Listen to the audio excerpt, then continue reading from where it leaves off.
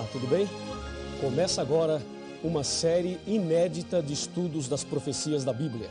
Esta é a série O Grande Conflito e o tema de hoje é o livro que revela tudo. Aqui nas minhas mãos eu tenho a palavra de Deus, a Bíblia Sagrada. No capítulo 1 do Apocalipse, no versículo 3, lemos: Bem-aventurados aqueles que leem e aqueles que ouvem as palavras da profecia e guardam as coisas nela escritas, pois o tempo está próximo. Meu amigo, vivemos exatamente num tempo em que o grande conflito entre o bem e o mal se intensifica cada vez mais. E a palavra de Deus, a Bíblia Sagrada, é a base, é o livro-chave para nos mostrar exatamente em que posição devemos estar, que posição tomar nesse grande conflito.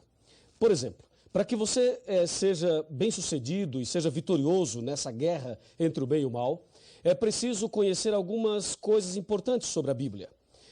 A Bíblia Sagrada tem 66 livros, sendo 39 no Velho Testamento e 27 no Novo Testamento. Ela foi escrita por aproximadamente 40 pessoas num período de aproximadamente 1.600 anos. Ela já foi escrita originalmente em 3 línguas, na língua hebraica, na língua grega e na língua aramaica. E este sagrado livro tem como autor o nosso Deus. Ele deixou esse sagrado livro para que nós pudéssemos conhecer a sua vontade e para que pudéssemos também saber a revelação dele para a nossa vida nesse contexto da luta entre o bem e o mal. Me acompanhe agora que eu tenho algo muito importante a te mostrar. Por exemplo, a Bíblia Sagrada está subdividida em 5 pequenas partes. A primeira parte é história. A segunda é poesia, a terceira profecia, a quarta evangelhos e a última cartas. Vamos analisar uma a uma. Por exemplo, história. Os livros históricos da Bíblia começam em Gênesis e vai até o livro de Esther, incluindo o livro de Atos dos Apóstolos, que se encontra no Novo Testamento.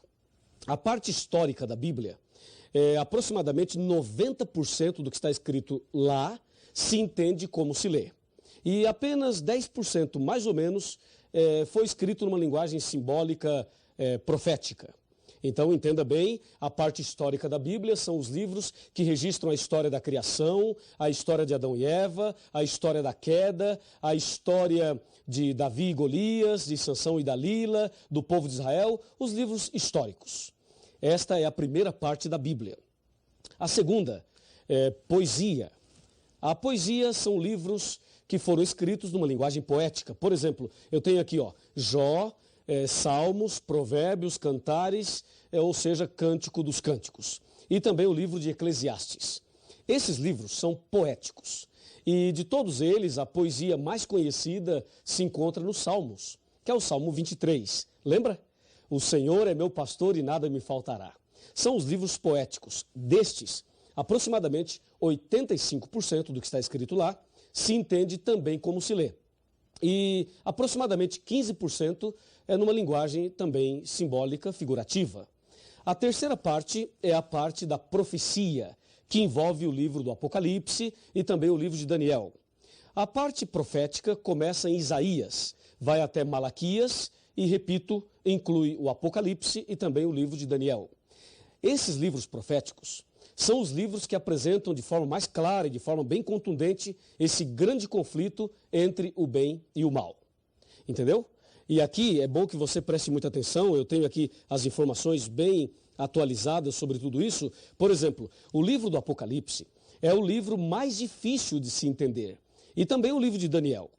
Mas existem outros livros proféticos, como acabei de mencionar a você. Esta é a terceira parte da Bíblia. E 95% da profecia não se entende como se lê. Veja, os livros históricos e poéticos, se você ler nesses livros, água é água mesmo.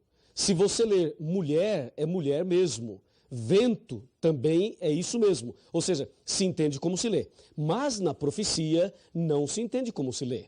Água significa outra coisa, mulher significa também uma outra coisa, e assim sucessivamente. A quarta parte da Bíblia é a parte dos evangelhos. Os evangelhos são 4, Mateus, Marcos, Lucas e João. Esses livros narram a vida de Jesus desde o seu nascimento, também o seu sacrifício, a sua morte e a sua ressurreição, e falam ainda da volta de Jesus. No caso dos evangelhos, 85% deles se entende como se lê, e aproximadamente 15% é o que a Bíblia apresenta como parábolas, são as parábolas. E a última parte, as cartas, ou epístolas, que começam em Romanos e vai até Judas. Lembrando que esse Judas não é o Iscariotes, é o outro Judas. Assim, nós temos as 5 partes da Bíblia. Pensa comigo e me acompanhe no raciocínio agora. Esse raciocínio das 5 partes da Bíblia, eu penso que é a mais importante para que você entenda exatamente o que é e como entender a Bíblia Sagrada. Voltemos o nosso pensamento um pouquinho para a parte histórica. A parte histórica da Bíblia, os primeiros livros especialmente. Esses livros são fundamentais, porque na verdade lá no começo, em Gênesis, especialmente, também Êxodo, especialmente esses dois, eles narram para nós o início desse conflito. E se você ligar Gênesis e Êxodo com o Apocalipse, vai perceber que esse conflito entre o bem e o mal começou no céu, Apocalipse 12, versículo 7. Depois, a parte poética vem trazendo mensagens de esperança, de conforto e de segurança. Depois nós temos as profecias, que eu vou falar por último. Vamos agora para os evangelhos, que são 4. O caso dos evangelhos é um caso muito interessante, porque 85% deles se entende como se lê. Pensa comigo o seguinte, Jesus estava andando e encontrou um homem cego, ok? Colocou a mão sobre ele e disse, vê, e o cego viu. Eu pergunto, isto é simbólico ou isto aconteceu de fato? Com certeza, aconteceu de fato. Pense num outro acontecimento. Jesus estava caminhando, encontrou um paralítico e disse a ele, que queres que eu te faça?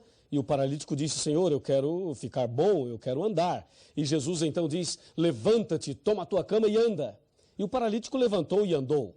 Isto é simbólico ou é literal? Com certeza é literal, porque isto aconteceu de fato. Agora pense de outra forma. Jesus disse certa ocasião, eu sou o bom pastor e você é a ovelha. Eu pergunto, você é uma ovelha? Claro que não, você é uma pessoa, tem 2 pernas, 2 pés. Uma ovelha tem 4, não é verdade? Então você não é uma ovelha, mas Jesus disse que você é uma ovelha e disse que ele é o pastor. Aí você tem uma linguagem simbólica, uma linguagem figurativa. Jesus também mencionou e advertiu com respeito ao trigo e o joio. O trigo são as pessoas fiéis e o joio são as pessoas infiéis. Aí você percebe uma outra linguagem simbólica. É claro que você não é trigo e você também não é joio, mas estas palavras revelam a característica ou as características daqueles que são fiéis e daqueles que são infiéis. Assim você percebe que os evangelhos, 85% se entende como se lê e 15% não se entende como se lê. São as parábolas. E as cartas também. As cartas ou as epístolas, 90% se entende como se lê e 10% não. Mas o mais interessante está ligado à profecia. As profecias da Bíblia, elas foram escritas numa linguagem simbólica, especialmente o Apocalipse, o livro de Daniel. São carregados de simbolismos. E isto é algo que preocupa muita gente. E há muitas pessoas que não gostam de estudar a profecia porque não entendem. Vamos observar algumas coisas da profecia. Abra sua Bíblia aí. Eu vou abrir a minha aqui também para dar um exemplo. Vejamos Apocalipse capítulo 7, versículo 1. Aqui diz, abriu a sua Bíblia? Ok? Então vamos ler. Depois disto vi 4 anjos em pé nos 4 cantos da terra, conservando seguros os 4 ventos da terra, para que nenhum vento soprasse sobre a terra, nem sobre o mar, nem sobre árvore alguma. Percebeu alguma coisa diferente? Se você não percebeu, eu vou ajudá-lo. Aqui diz que tem 4 anjos nos 4 cantos da terra, segurando os ventos. Primeiro problema, a terra é quadrada? Ou é retangular para ter 4 cantos? Não, a terra é redonda. Ela não tem 4 cantos. Ora, se não tem 4 cantos, por que o Apocalipse fala que tem 4 anjos nos 4 cantos da terra? Percebeu? A profecia não se entende como se lê. E mais, diz que os 4 anjos estavam segurando os ventos. Será que dá para segurar os ventos? E será que os anjos estão impedindo os ventos de soprarem? Claro que não, porque se isto acontecesse, nós estaríamos mortos. Então, ficou claro que a profecia não se entende como se lê. E aí você deve pensar, pastor, como é que se entende? Calma, nós vamos chegar lá. Esse é apenas o primeiro estudo dessa série. Veja um outro exemplo. Abra sua Bíblia em Apocalipse 12 e confira comigo o que diz o Apocalipse 12.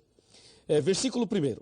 Viu-se grande sinal no céu, a saber, uma mulher vestida do sol, com a lua debaixo dos pés e uma coroa de 12 estrelas sobre a cabeça. E aí? Na sua cidade, na sua rua, no seu bairro, você já viu uma mulher assim? Claro que não, não existe.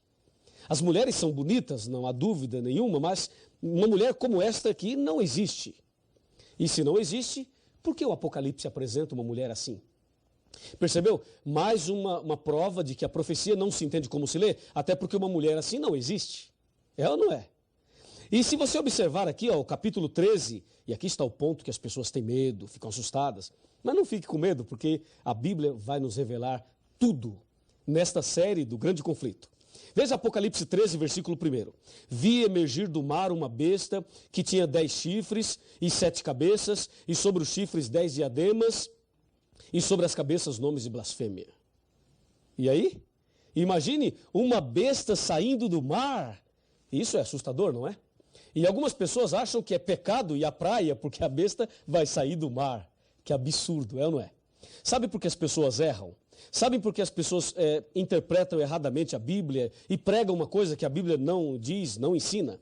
É justamente porque não estudam a Bíblia. E você está de parabéns porque está aqui hoje estudando a Bíblia conosco. Em São Mateus capítulo 22, versículo 29, está escrito assim, ó: errais por não conhecer as Escrituras e nem o poder de Deus. Esse é o problema das pessoas. Não estudam a Bíblia, por isso erram. Mas eu tenho certeza absoluta que a partir de hoje você não errará mais, porque nós vamos conhecer a verdade da Bíblia. A Bíblia nos revelará tudo que você precisa saber para vencer nesse grande conflito, para ser vitorioso nessa guerra entre o bem e o mal. Aliás, eu quero dizer a você o seguinte: Jesus esteve nesse mundo. Jesus veio a esse planeta há mais ou menos 2000 anos atrás. E Jesus morreu na cruz. E quando ele morreu na cruz, ele estava pagando o preço do pecado e ali na cruz ele estava conquistando a humanidade e vencendo essa luta entre o bem e o mal. Ou seja, nesse grande conflito, Jesus já é vitorioso.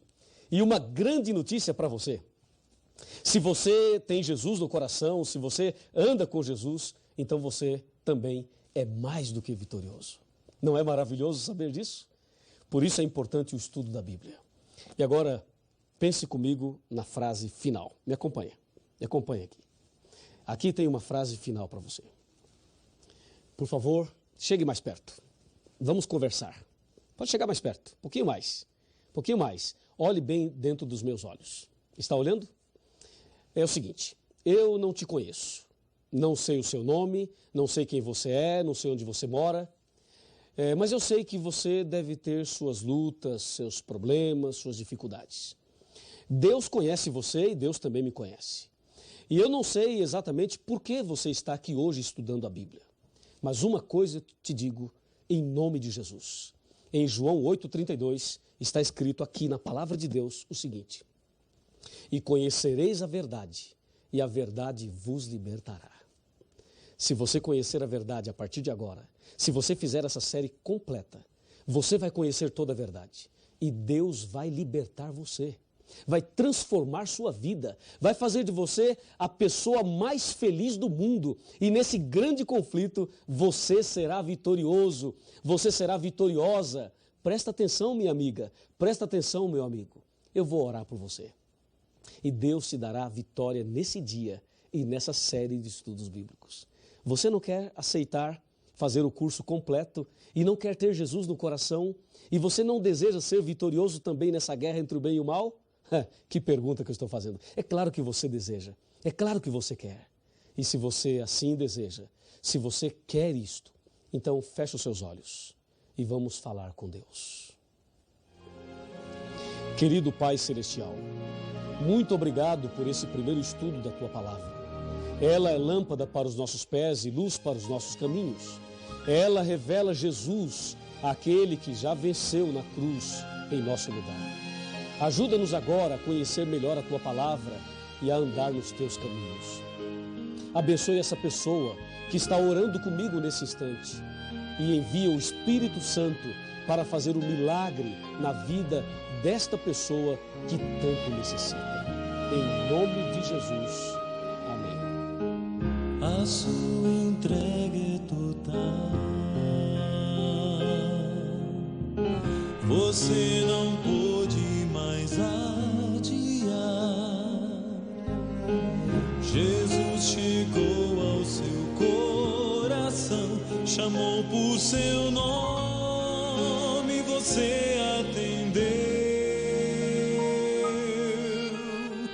Algumas lágrimas vêm e vão lavando qualquer temor. O Santo Espírito está aqui, lhe abraça e lhe diz o quanto esperou. Sua vida vai desabrochar, vai sorrir, vai cantar, começando aqui e por todo sempre. O amor de Deus vai lhe acompanhar. Ele prometeu, jamais vai deixá-lo. Você não estará sozinho a vagar.